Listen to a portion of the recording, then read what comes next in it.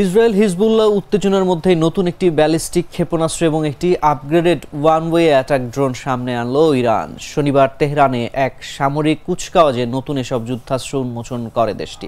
রাষ্ট্রীয় বার্তা সংস্থা IRN এর তথ্য মতে সলিড ফুয়েলে চালিত নতুন জিহাদ ক্ষেপণাস্ত্রটি ইরানের বিপ্লবী গার্ডের মহাকাশ বিভাগ থেকে নকশাও তৈরি করা হয়েছে।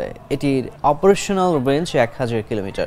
উন্মোচন করা আরেক যুদ্ধাস্ত্র শাহেদ ON-36B ড্রোন হলো শাহেদ ON-36 এর একটি আপগ্রেডেড সংস্করণ।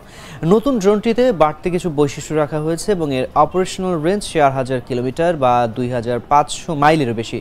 এদিন ইরানের সঙ্গে 80-র দশকের যুদ্ধ স্মরণে আয়োজিত বার্ষিক কুচকাওয়াজে অংশ নেন ইরানের নতুন প্রেসিডেন্ট মাসুদ পেজিশকিয়ান। তিনি বলেন, আজ আমাদের প্রতিরক্ষামূলক এবং প্রতিরোধ ক্ষমতা এতটাই বেড়েছে যে কোনো দানও আমাদের প্রিয় ইরানের প্রতি আগ্রাসনের কথা ভাবেও না।